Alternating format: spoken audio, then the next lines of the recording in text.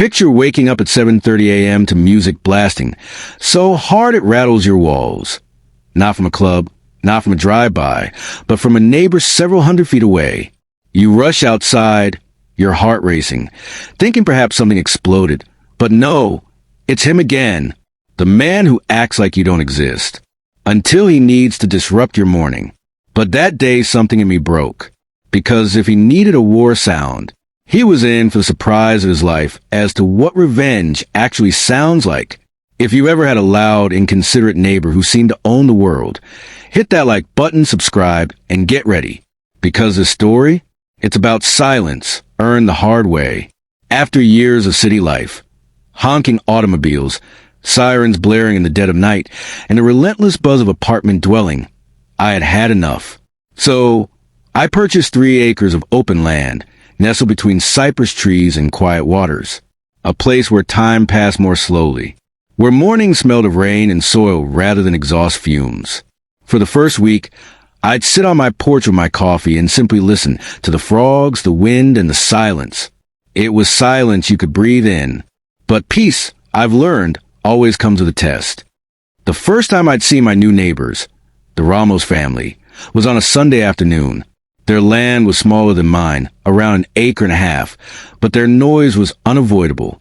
Dirt bikes roaring, children yelling, music blasting from a worn-out Bluetooth speaker that sounded on its last legs. Nevertheless, I attempted to be friendly. Everyone is worth a shot, right?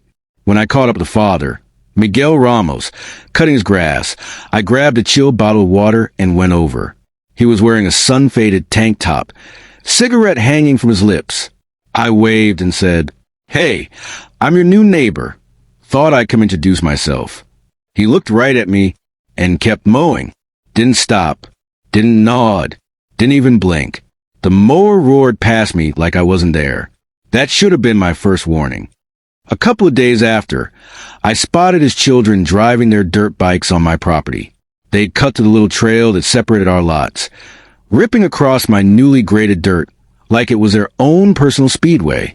My contractor had already informed me they'd been making a nuisance of themselves even before the house was complete, leaving debris behind, dumping soda cans in the foundation, even TPNG the frame once.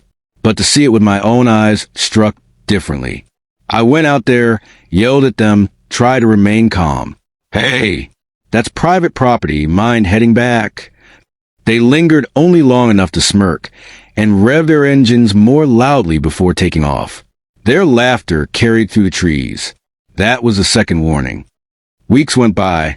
Construction was finished. I moved in and unpacked my life. It was early spring. Mornings cool yet mist curling off the grass. I worked from home most days, writing reports, emailing, sipping coffee on my porch. And then there was that morning. It began as a low thud, a heavy, rhythmic beat that didn't quite make sense in my half-asleep mind. Thud, thud, boom. I thought someone was pounding on my door vigorously, the type of thumping that causes your chest to lock up before your head catches up. I grabbed a hoodie, staggered to the door, but nobody was there. And then the bass assaulted me, a sound barrier so intense it shook my windows.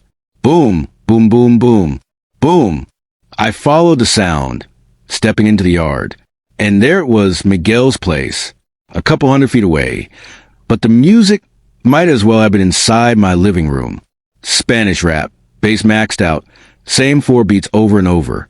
No melody, no purpose, just pure noise. 7:30 a.m. on a weekday.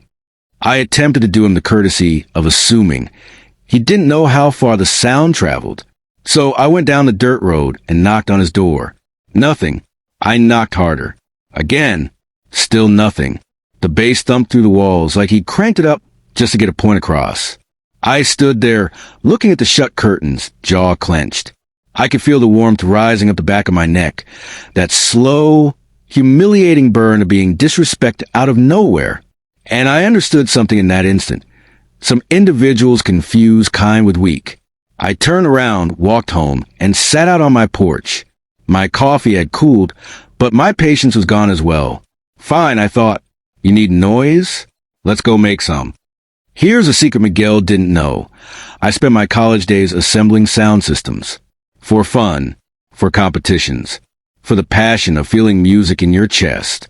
And my truck, a black Ford F-150 that I'd taken years to upgrade, had so much horsepower it could shake the ground. I drove it right up to the property line, right between our two driveways, exactly halfway, turned the key, swung open all four doors, and played one song in cue, Raining Blood by Slayer.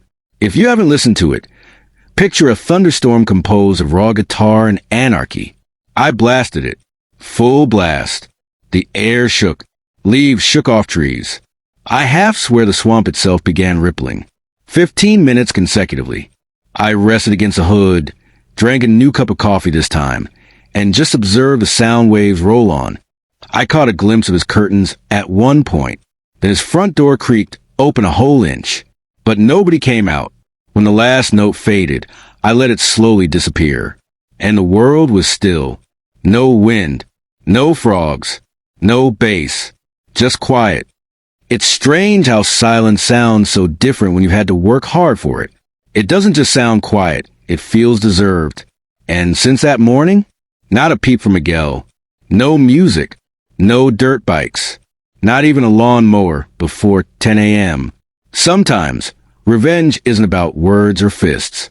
Sometimes it's about knowing just how to talk to someone and cranking up the volume until they finally hear you. You know, I always thought peace was about staying out of trouble, keeping your head down, walking away. But peace isn't handed to you, it's constructed. And sometimes it's constructed one loud, angry song at a time. Some only get boundaries when they're thrown back at them, louder, harder, and impeccably timed. And that's the thing with noise. When you battle it with silence, you lose. But when you battle it with the appropriate sound, you conquer both the noise and the quiet. If this story struck that sweet spot between petty and perfect, smash that like button and let me know what's the most satisfying revenge you've ever seen. And don't forget to subscribe for more stories just like this, where silence isn't golden, it's earned.